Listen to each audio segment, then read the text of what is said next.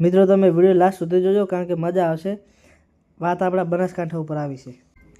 મિત્રો મને એક ચેલેન્જ મળી છે અને એ લોકો એમ કહે છે કે તમે બનાસકાંઠાથી છો ને બનાસકાંઠાવાળા ચેલેન્જ એક્સેપ્ટ ના કરી શકે.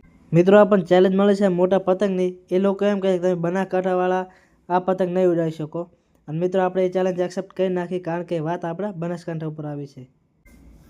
મિત્રો આપણી બેન છે હેલી અને એ પતંગ અપાવવા જાય રહી છે અને આ પતંગ એટલું મોટું હતું કે એક દોરી તો કમ નહોતું લાગતું. એટલે આપણે 3 ફિરકી લગાવી છે અને 3 દોરીથી એક જ પતંગ ચકાવવાનું છે અને 3 ફિરકી બગાડવાની, પણ બાકી ચેલેન્જ તો પૂરી કરવાની જ છે. મિત્રો આપણે પતંગ ઉડાડી દીધું છે. એ લોકો આટલું પતંગ ઉડાડી તો શકતા હતા પણ નીચે પડી જતું હતું, ઘણીવાર ટકી નથી શકતું. અને મિત્રો હવે આપણે તો 5 થી 10 મિનિટનું ચેલેન્જ છે એટલે 5 થી 10 મિનિટ સુધી આને ઉપર હવામાં રાખવાનું છે. એટલે પતંગ ઘણું હોવાના કારણે દેખો હવે 3-4 ફિરકી તો લગાવી દીધી અને આ ચોથી લગાવી દીધી. અને મિત્રો આ દેખ લો, આ ફિરકીને વધારે થાય રહ્યા છે. ફિરકી દોરો પતી જાય એટલે બીજી ફિરકી લગાવી દેવાની. અને મિત્રો આ છે અમારી હેલીબેન.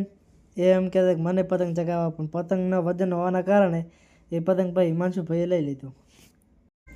અને મિત્રો પતંગનું વજન હોવાના કારણે હેલીબેન કંથી પતંગ હિમાંશુએ લઈ લીધું છે.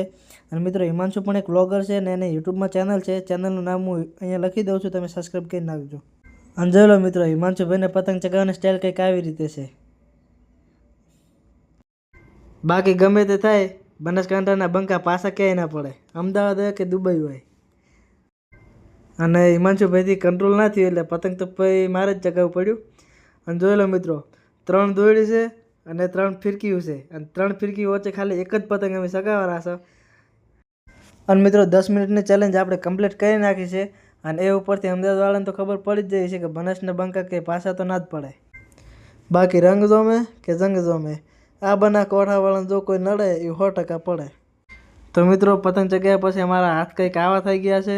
અને મિત્રો વિડીયો પસંદ આવે તો લાઇક કરજો, શેર કરજો અને કોમેન્ટ કરજો. બનાસકાંઠાના હોય તો 100% તમે કોમેન્ટ કરજો.